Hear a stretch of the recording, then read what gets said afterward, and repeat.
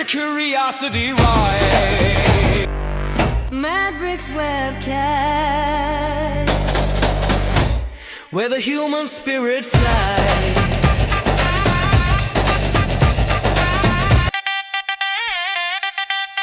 Mad Bricks webcast, where the human spirit flies. Hey, welcome to the Matrix webcast. This is Ramananam Raju. This is Ramananam Raju. I'm the host. You know, today is technical issues are always challenging to me. You know, welcome Susan. You know, this lady doesn't know what the hell she's doing. That's okay. That's okay. Sometimes you need to do yourself tech. You know, that's what. Anyway, I don't want to be in bad mood. Right. But, yeah. But anyway, let me introduce the Alfreda Gerald. I have a small video I want to play for her. You know, so Susan is my co-host. Susan Davis. You know, music is such an important thing during holidays or out of the holidays. It's a lot of stress, family stress, and everything. So we need some kind of a, you know, including me. I need to calm down in all these areas. Of all these days, my mouse fell down and broke, and I had to handle it. Oh my goodness, what a conundrum. Yeah, it's a conundrum. So I don't know where she is at. You know, Alfreda is Alfreda is she's in the middle. She said she's on a cruise ship in the middle of, I forget where. No. What she said, she's calling me on the. She does. What happened? Oh yeah, she's calling me. You take it. I'm going to put you on the mood. You just you continue. I will talk with her. Okay. Oh, you want me to continue with what? Good evening, everybody. This is how we start our show with our technical difficulties. So, okay, our guest tonight, Alfreda Gerald, is a amazing human who has been on stage with some of the, well, actually, the greats of the greats of the greats of the greats, all of them. I mean, I can't even list how long. So this is not the Susan show. I can promise you that. But she'll be on here just a minute. I spoke with her briefly before the show. She is on a cruise ship. She's about to take the stage in less than an hour. So I don't know if she lost contact or what. She's doing a tribute to Tina Turner this evening out on the cruise ship that she's on. She's the headliner out there. I don't remember the name of the ship, but I don't hang out on a bunch of cruise ships. It's never been my fancy, but I think they're pretty neat. And I know she'll be back in port, I believe, into Lauderdale perhaps tomorrow. And then she's coming up to Tampa for the next few days for those who might be looking to see her. I don't know her schedule, but that's what I know. So anyway, how cool is this? No Romana, no guest. And here we go. So we could do a soliloquy. Perhaps I could sing or play one of her songs. Listen, I'm going to tell you something. Nothing shocks me when it comes to doing a show with Romana. So here we are live on LinkedIn, which is a pleasure. If I noted my friends out there, hi everybody. This is what it looks like to hang out with Romana when he starts a show and then ditches you. So you might have watched us last night, where we had on a very interesting Dr. Cass. He was or is a physician with a interesting background. I mean, he does like men's health, longevity type men's health clinics, as well as vascular surgeon.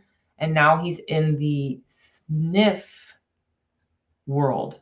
So skilled nursing facilities, and really a champion in providing better living conditions for our parents. So pretty honorable stuff. I have a lot of colleagues that work in that field. For me, I personally consult in that field a little bit here and there, because as you guys know, I am, or if you don't know, I am a cardiac arrest education specialist. And if you think about who's in skilled nursing, assisted living, and in memory care, that doesn't mean they're all DNRs. And sometimes that's the perception. So I work with that a lot. And then you look at the scope of practice of who's in those buildings. and the patient load that they have. Anyway, I'm not going to go back down that path because that was kind of not the most uplifting conversation last night, but a reality conversation that we all have to have when it comes to our parents. I was recapping last night as you left me here on the roadside looking for a ride. Hello, I need a ride. Are you back? And now you don't have any sound. This is the best. Yeah. Can you hear me? Yes. Can you hear me, Susan? Yeah. Yes. I have you need to go to this. What are you doing? Navya, can you put that video? Let me introduce you, Alfreda. I made a small video of Alfreda. Let me introduce you, Alfreda, with the video. Can you play that video? First video, please. Gosh. She's acting up a little bit today. No, she's. Let me do it.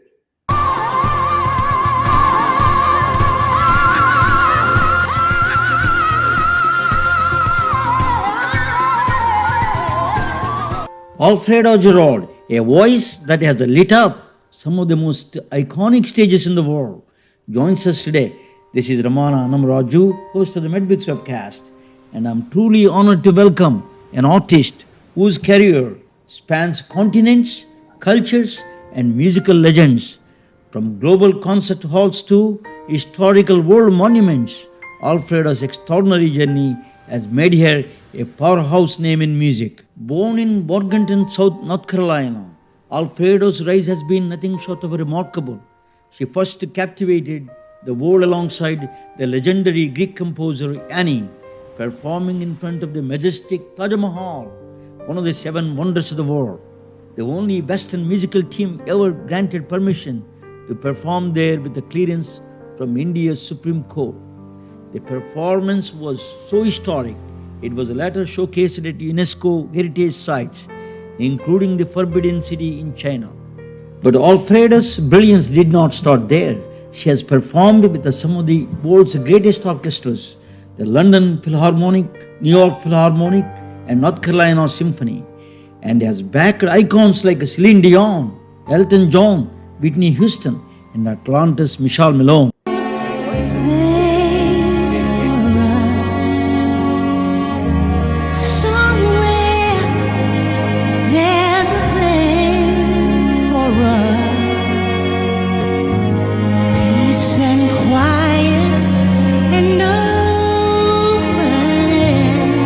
Let me take you back for a moment, not to India, not to China, but to Rupert's nightclub in Atlanta, Georgia in the 80s and 90s.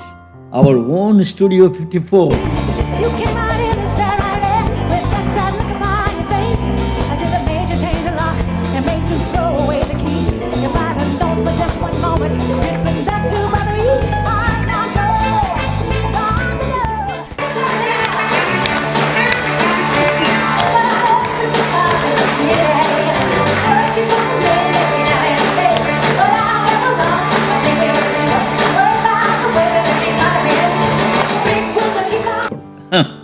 where people from every walk of life came together under one electric roof.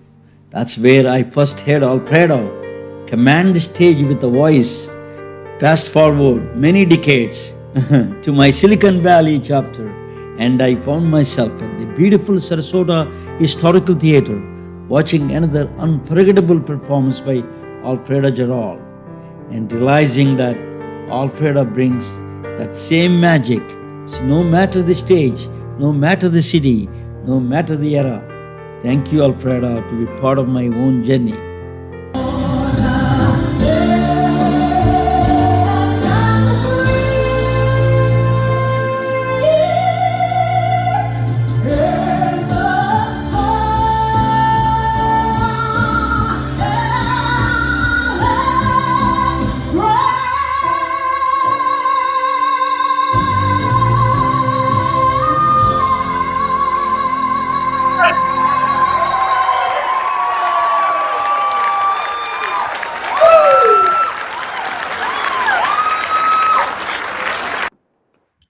Let me bring welcome. Let me bring her to the center stage. Yeah. Mm. Yeah, Oh, this is Alfreda. such a good How video. do That you was like so it? good. Do you remember Hello, those hello. days? You did a lot of research. That's a that's a blast from the past. Hi there. Hi there. Where are you? Can you Welcome, hear Oh, me? Alfreda. I remember going into the Rupert's first time. I am a fresh of the boat. I came to Rupert's Club, which is directly there, and then I was listening your music. First time I heard American music. You inspired me. Oh my God, she is like a diva. You know, so you're singing Oh my goodness. unbelievable. So I was dancing in. Somebody said to me recently, Silicon Valley, you know, you dance very well, Ramana. They said, let me tell you, I'm from Atlanta, Rupert's Club. If you don't dance well, they kill you. ah, So, Alfreda, welcome to the Medbix webcast. Tell me what is your journey is, and your your journey. What's going on? Where are you at right now? Can you give us a little bit? And where are you right now? Well, I am right in the middle of the Caribbean Sea. Oh, I am on a yes, and I have I'm on a ship. I'm a headlining entertainer, and I'm on a ship called the Celebrity Ascent. And I'm in the middle of the sea, and I have a show tonight at 10 o'clock, or a little after 10, doing a tribute to Tina Turner this evening. And last night I did a tribute to Aretha Franklin. oh, So I'm sitting here getting ready to go on stage as soon as I finish this.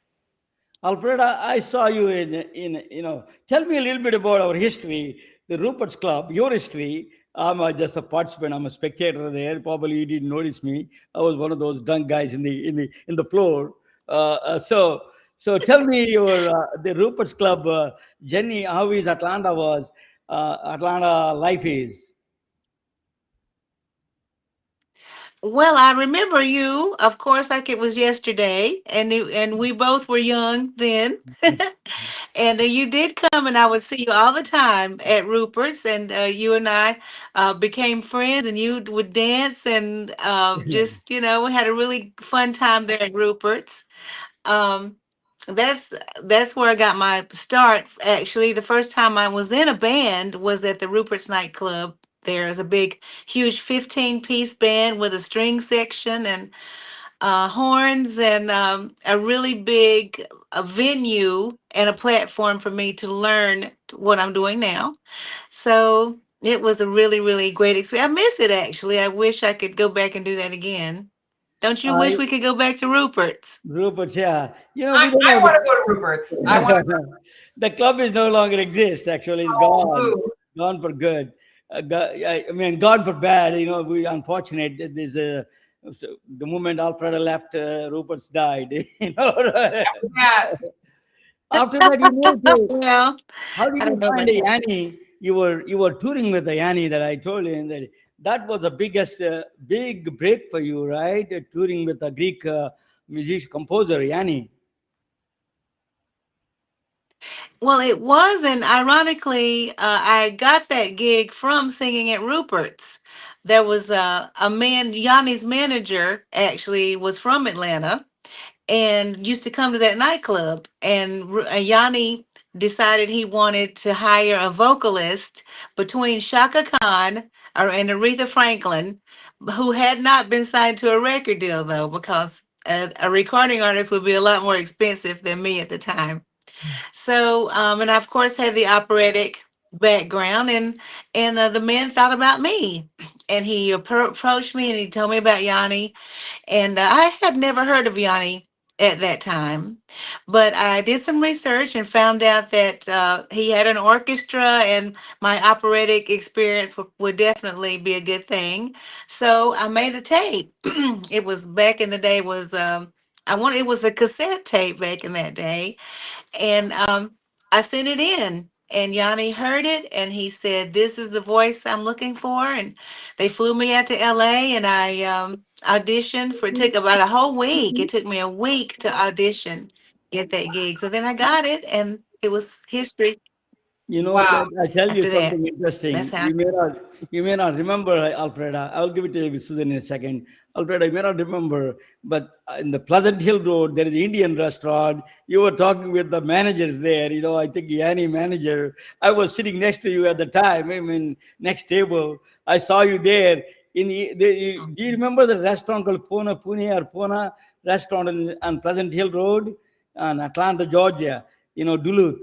That I saw you there Wow. a long time ago, though. You may not Wow, yeah. I remember. don't remember the name of it, but I Yeah. don't remember the name of it, but I certainly remember that night. Yes, absolutely. So, Alfreda, Absolutely. it's not easy to get Taj Mahal is the seven wonders of the world, right?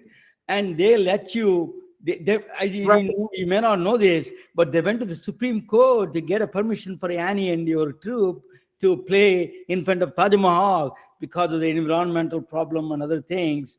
So, do you know that is a big saga went on Indian journals, Indian newspapers? Well, I am aware of that.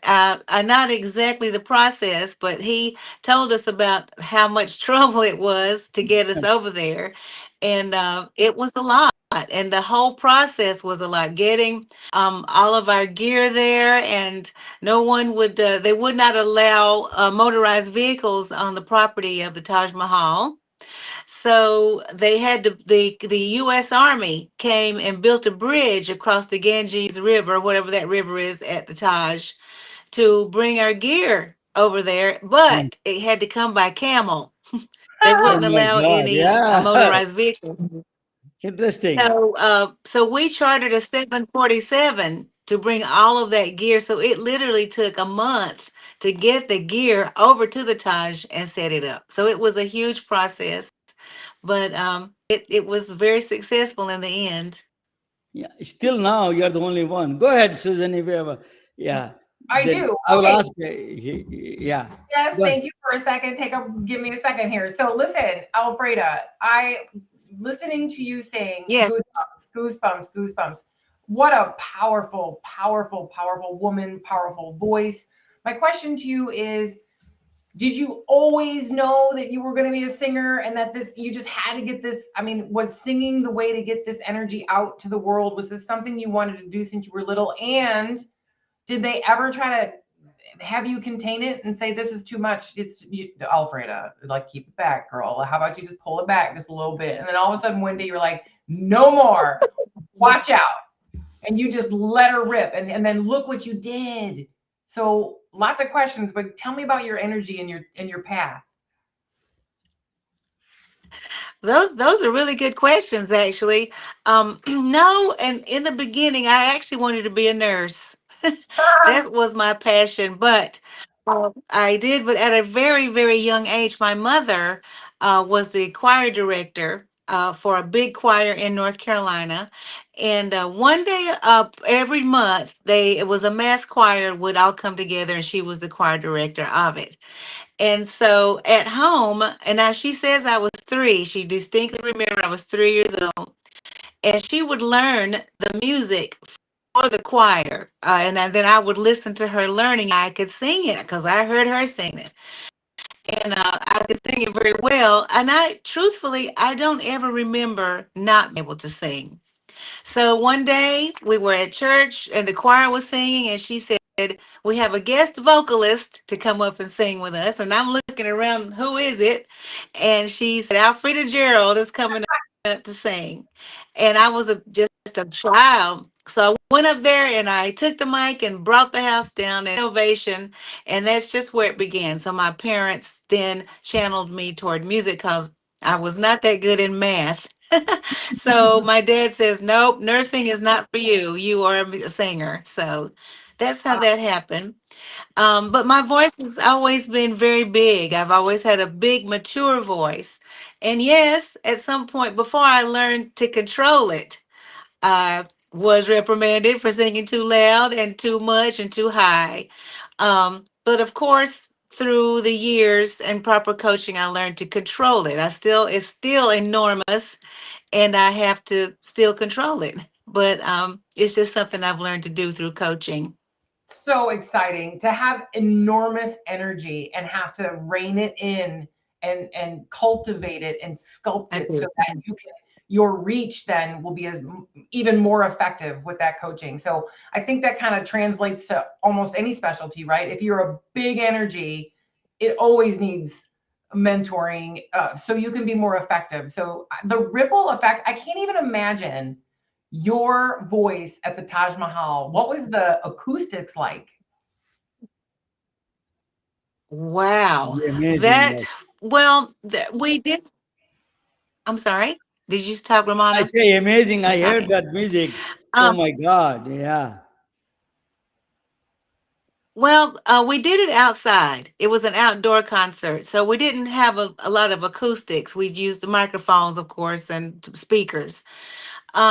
But it was just an incredible experience to be standing there and with the Taj as a backdrop, and all of the people of India came. It was interesting, that concert, because we were there for several weeks, and the government, somehow there was an issue. And the first couple of nights, we really didn't have anybody to come because people were not allowed to come on the grounds of the Taj Mahal somehow. I don't know I don't know what happened with that. But by the end of the week, it was packed with people, and the more and more the word got out, that made it very successful. But the history of the Taj, and just being there, and it was, and I'll get chill bumps now just thinking about it. It was an incredible experience. So you played on Forbidden City in China. That's also a very rare occasion, right? And the Greek Acropolis, Yes. you played there. That's like a wonders of the world. I mean, basically, Forbidden City is not a wonder, but seven wonders, but is historical site in China. Yes, and yet again, that was another experience with the government and the prime minister and all that, to get to perform there. And I don't know that any other artist before or since has performed at either the Taj or the Yeah, Forbidden City of China. yeah. So that was a big feat for Yanni, and that's a big star in his crown for being able to pull those concerts off. Amazing. So those locations are, I mean, how do you even fathom that you'll be singing in those amazing locations compared to the locations? I don't know how, because I've looked at whom you've sung with and the different places around the world. I don't know how you could ever pick. But if you were to pick, I won't make you pick your top one, but do you have a top three of performers that you performed with, or performances that just stand out as the pinnacle? Well, absolutely. Well, Yanni, of course, Yeah. was is one because I did so many tours with him. I did, several tours, five, I guess, tours with Yanni. And then my second one would be Sir Elton John. I've really enjoyed working with him. I still, although he's retired, I still work with him on occasion. He owns a production company that does children's movies, Huh. and I am a person who comes and sings the demos for the famous people who are going to sing the soundtracks. So I still get to work with him in the studio. Um, I There's just so many other people. Those are my top two. I will say that. You know, Nice. Alfreda, I'm from Atlanta. I used to meet, I used to go to parties with parties, Dallas Austin's party sometimes. Then I met Chili there, the TLC Chili. Then we went, Yes. I was close. I was hanging around a couple of times with her. She was fun. She's a, I mean, the Dallas Austin was there, Jaji Faye, all the musicians were there. By mistake, I went to Puff Diddy party one time. That's in Justice restaurant. Really? Oh, Justice, no, no, I didn't stay there. don't Okay, tell nobody about me. no, no, I'm not fast. Just Don't tell remember anybody about that Diddy party. Justin's restaurant. He was there, So Atlanta is full of celebrities, right? You walk around, you see, Elton John lives in Atlanta. I used to see Whitney Houston in, I used to the office not too far from Rich Carlton at the time. their house was, I think, in the water or something, and then they used to live in Rich Carlton, Bobby Brown and Whitney Houston. I used to meet them in the Rich Carlton wine bar every Friday. Bobby is a nice guy. I met a few times, but yeah. How do Very you? nice guy. What Susan is asking, how do you engage these? They have different personalities. Chili is very easygoing. Whitney is tough lady to talk with a little bit, a beautiful woman. But tell us a little bit about your experience with artists. Well, at the end of the day, artists are real people, and they were all real people before they were Right. discovered. So, after they got all the fame and fortune, maybe that changed their outward thing. But on the inside, everyone is still the same as they were. So, as an artist, it's a little easier to have conversations with other artists because we all have the same core. We all have the same, we came from the same place. Yeah. And sometimes it's actually easier because they can let their hair down and have a real conversation with a fellow artist, especially if they kind of know you, if they know your vocal ability. So, of course, I'm also starstruck if it's someone that I'm like, oh my goodness, I can't believe I'm talking to them. But after the conversation goes, it's okay. But then other people who are just normal people who are meeting a star, that's a completely different conversation because I'll use your word fangirl. Coming on to someone as a fangirl is different than as a peer. So we can work it out. I am mini celebrity in Silicon Valley. No, Alfreda. So let me ask you. Uh, when I do this podcast, it is a lot of stress. Putting to even small as podcast like this, it is a for me do on science, doctors coming there, what subject I'm going to talk. It is a stressful thing to put together. How do you manage that stress, enormous stress before you go show? You have to be normal, you have to calm down, all your nerves, all the technical things has to be matched. Today you see that how do you manage that stress? Well, I'm stressed out right now, as a matter of fact, because my show is coming up in a few minutes. Yeah, that's right. You still have to go. You you know still have to go. Um, it's a well, yeah, go as ahead. I keep saying, it's a process. Once you've done it so many times, you just have to kind of go by the checklist. Yeah, Of course, the rehearsal is always important, and yeah, the sound check. So if everything goes well there, that alleviates a lot of the yes, stress for the yes, show itself.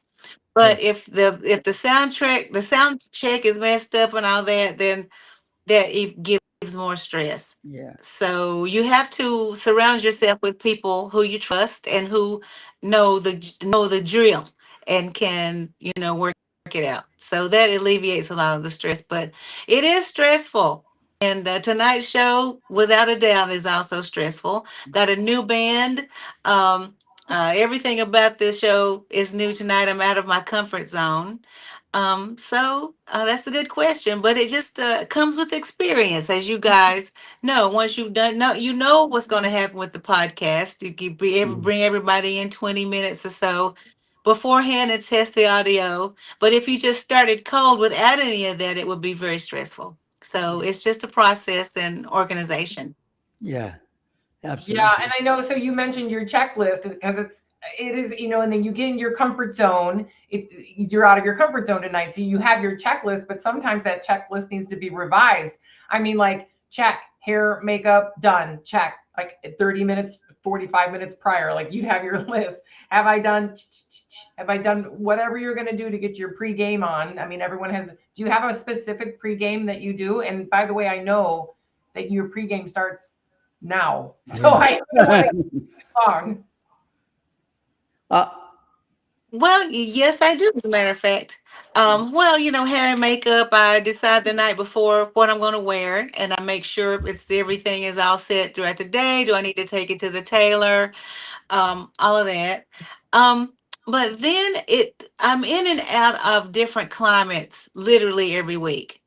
Like one day I can be in Alaska or I can be in Antarctica, and the very next day be on the equator. It just depends on where I am, and my voice definitely responds differently to different atmospheres. So I have to decide where I am and what I need to do to get the voice ready, get the body ready for what I have to do tonight. So staying healthy, I think, is the biggest issue Mm. with my job. I have to That, stay healthy.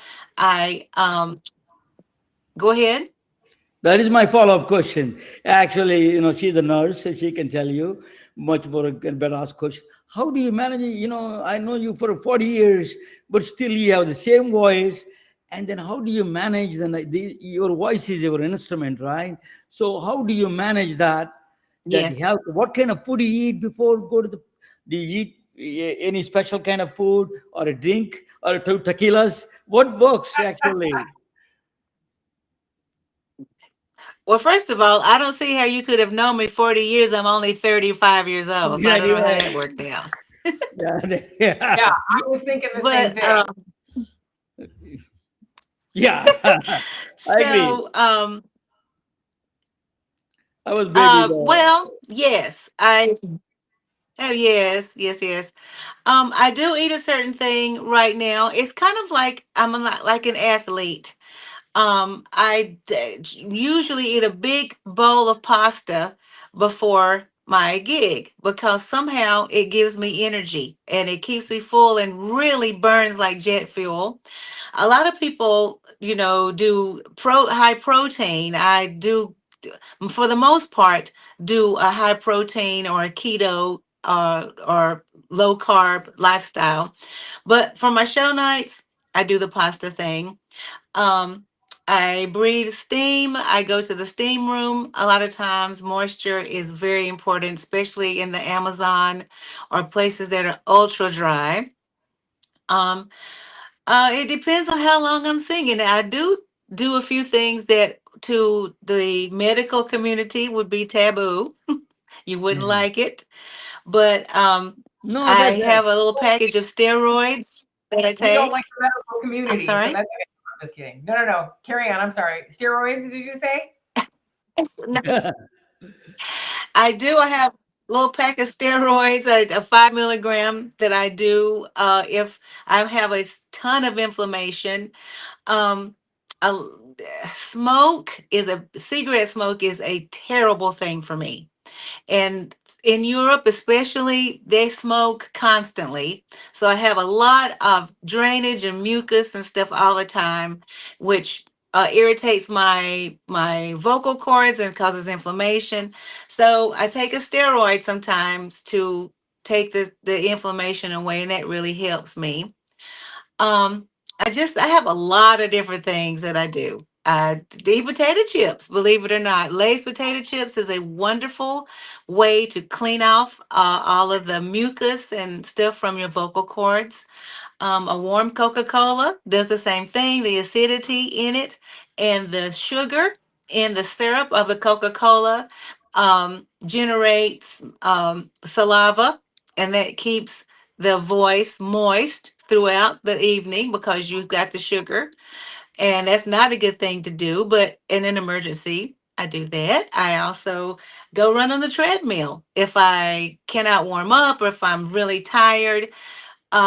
Running on the treadmill, doing some cardio really warms up the voice, gets the lungs going. And ironically or strangely, I'm on the sea a lot right now. The sea air, although is wonderful for you, the salt, I guess, coagulates or hardens in my lungs. So the more I breathe it in, because I'm exercising outside, that is an issue for me. And so my lungs become stiff after a while. So it's important for me to exercise profusely every day to keep my lungs moving because the salt gets in my lungs. Mm. So it's a lot Yeah. of Wow. things. That's wonderful. I mean, this is you're it's a science. This is your craft. This is your instrument. I love all those examples. And yeah, the salt water, you wouldn't even think of that. So this is a whole move it or lose it situation, and move what you need so you don't lose the quality of voice that you're planning on performing here shortly. And then again, and I think you said Tampa, That's correct. right? You're coming back into Lauderdale and then out of Yeah, Tampa. yes, we go to Lauderdale, and then I go to Tampa and spend the night there and get You on can my meet her ship day there. after tomorrow. Yeah. So let me I'm ask you, sorry? Alfreda, I live in, my son lives in Atlanta. My daughter lives close by. Traveling to Atlanta exhausts me. Go there, 7 hour flight, the airports and driving down there. Oh my God. And then the kids are busy. They meet me for lunch and then they get out. So for 1 hour, I do go through those things. How do you manage without all those traveling like this? How do you manage that? That's my secret. Tell me the secret. You travel so exhausted Your question everywhere. about the travel, you're Yeah, saying, how do I manage all the traveling? correct.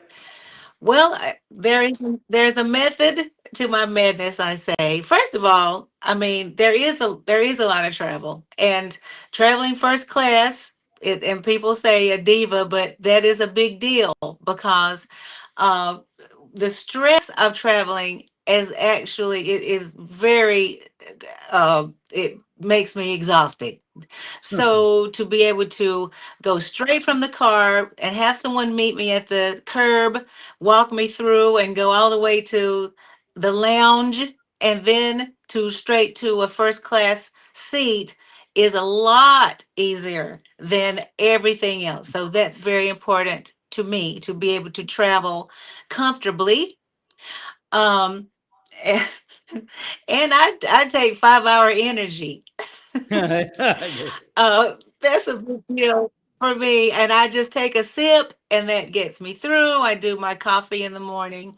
Of course, I try to get rest. And another, not sitting scrunched up with a whole lot of people, I'm able to get rest in a bigger seat, especially the ones that lay down flat. So, and then accommodation is very important. Um, I request, and I have a very good agent who knows my request to stay in places that are very clean, upscaled. I'm able to get the things I need. That's very important. Um, so, and then I'm careful with who I associate with. I wear my mask. If it's a big crowd of people, I just really don't go because I have gotten COVID so many times Oh my God. for hanging around a lot of people. So that's I have refrained from that. I'm vaccinated as many times as I can be. Um, I do a lot to stay healthy in the travel, Yeah. but 5 hour energy really helps me. Ah, I love So, it. I've just been doing a lot of travel lately, and for me, it's exponential. And so I'm just now trying to get my mojo. And the diet is the hardest thing for me. Traveling, trying to figure out the healthiest thing because your schedule's out of whack. And when you normally eat whatever it is you're going to eat, and then getting it delivered, having it there. What's the refrigerator like? Can you stay on track with your nutrition because your whole body gets out of whack? And when you travel as much as you do, you got to do that like again and again and again. So you just must be a master planner on your foods as well. yeah. That Let is me a ask. wonderful question. Go ahead. Go Go ahead. ahead. Do you I have was to going to plan ahead? say, say that again. So do you have to plan ahead with your diet as well? Oh, 100%. 100%. Uh, if I'm leaving from home, I take my own food. I take all of my own food with me, and I have a special container that weight lifters, that bodybuilders use. It's with dry ice. And I take a lot of foods that I don't have to heat up because I don't always have a microwave. But I do take a lot of my own food. And when I'm going to ship, I take food from the ship because I've been here for a while. I know what's good. I know what my body can tolerate. So I take my own food most of the time. Um, and I have a water tester. I call it Chester the water tester. And I test my own water. And I know which water is good to drink. And believe it or not, some that we know and love are horrible. So I take my own water and yeah, and the ice is an issue too. So yes, ma'am, that is an issue. Huge. Mhm. And yes, I do plan ahead. You What have to. about, but you are going to, when you travel, you miss your loved ones. Yeah, I saw your sister with you, right? Your sister was traveling with you at the time when you came to Silicon Valley. So, does it help you, the relatives around you that traveling with you? Does it help for you? Oh, sure. We have a lot of fun together, but she is my tour manager. Oh. So, and she is actually my personal assistant. So she handles a lot of my day-to-day things, and then especially when we're on the road. And I am in control of the food. I order everything, we order everything ahead of time. Um, and they give us a long list at all of the venues that we order from. And so, we look at everything, we try to find the freshest ingredients. We do vegetarian things a lot. So yeah, that is also a process. And yes, it's very fun. And we have a lot of fun together. She's very funny and smart, and we have a good time together. But me being able to control all of that uh is easier for us all to stay healthy. Yeah, well, I think you only go the wrong direction just a handful of times before you fix that one. Like that's where I am right now. I mean, I just started. I'm like, Yes. you only do it wrong a few times because you get so out of whack and it's just not worth it. So yeah, I too started bringing my like at least key essentials and then figuring out what I can get when I get there. So that's huge. Alfreda, still you live in Atlanta, That's right? correct. Yeah, you still, that's a home. You call I it as a do. home. Yeah, okay, good. So I don't live in Atlanta. I used to live in Atlanta. That moved to Silicon Valley now. It's a different world. You need to come more and more to this side. Your voice to be heard here. Uh, Yeah. Yeah. So amazing that is that your voice keeping, it is a great science for all of us, because how do you keep that voice and not changing and still good and powerful? I mean, irrespective of the time and era, you're managing that voice is just beautiful. God has given gift for you, that one. I think it is a tremendous gift. One of the things I want to ask you, when you're doing this, your voice instrument, particularly music as a therapy. My son is a neuroscientist. He did a master's in neuroscience in Nashville, and then he does rap. He does rap music. So he says that there is a lot of connection between the mental relaxation and and the music. Do you feel that your audience you feel that they're relaxed because of the music? Well, yes, my music is not really relaxing though, because I do Yeah. a very high energy. And I don't want him to relax while I'm singing, but I have to agree with him on that. And yeah, sure. Yanni used to think people were being healed by the vibrations in his music. And so that is a whole thing. The physics of music is real, and he definitely thought that. Well, that's what I was gonna say. I was gonna soothing. Wouldn't be what I would say, but you are a universe tuning fork. Your voice tunes the universe, and anyone in its ripple effect when you sing is affected by that energy, and it is a positive, powerful energy changing tuning fork. Like they don't have an opportunity to avoid it. It's coming in and it's coming in hot, and it's from a place of love. So you are truly shifting the energy on this planet every time you sing. I can tell you, I can feel it from here, and it's an experience to hear you, to feel your frequency. It's pretty amazing. Alfreda, thank you. I Wow, know I don't thank want to you. take your time. Go ahead. Say something. Yeah. No, I was saying an awesome compliment. What an awesome compliment and comment. Thank you for saying so. And I appreciate that. You're very welcome. So, Alfreda, thank you. So, I don't want to take your time too much. You need to go to the next gig. Your sister is there. Say hello to her. And always, you're my first crush in my life. So, always I have a special love for you. Alfreda, you're a Oh, cute diva. And anything that is you do is wonders. I'm always following you on Facebook and see you what you do. Sometimes you do funny stuff, and all those things. I like it. So keep up the great work, Alfreda. You're a diva, well-deserved diva you are. Okay, thank you for joining with us.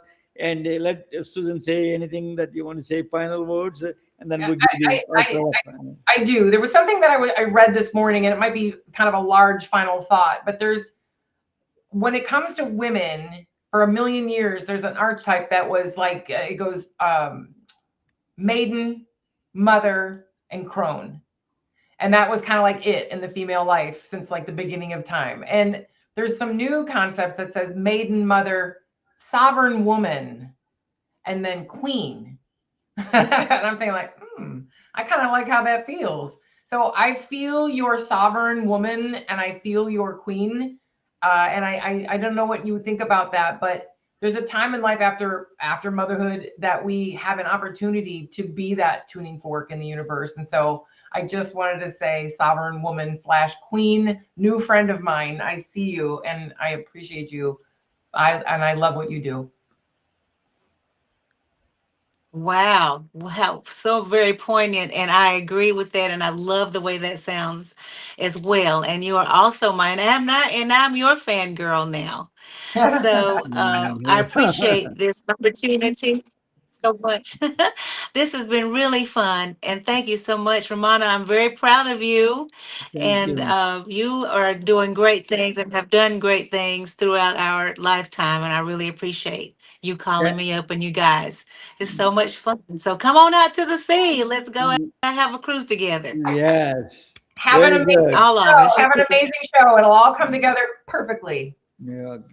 Thank you for joining with us. Okay. It's a truly an honor and Good night, privilege. Alfreda. Thank You're you. your forever crush. I love it, and then love to see you more and more. Okay. I can see why, Ramona. Yeah, I Okay. guess. Okay. Bye. Good night. Let me put this. Bye. Thank you. We are retelling their stories through our patented designs that can be worn on scrubs, t-shirts, printed on conference bags, and endless other promotional materials. Daily Wear for Medicine is the first ever of its kind to create curiosity in medicine through visual art. We at MedBricks are celebrating unsung heroes of the past who made enormous contributions to the field of medicine through our unique campaign called Daily Wear for Medicine. You can wear it, carry it, and give it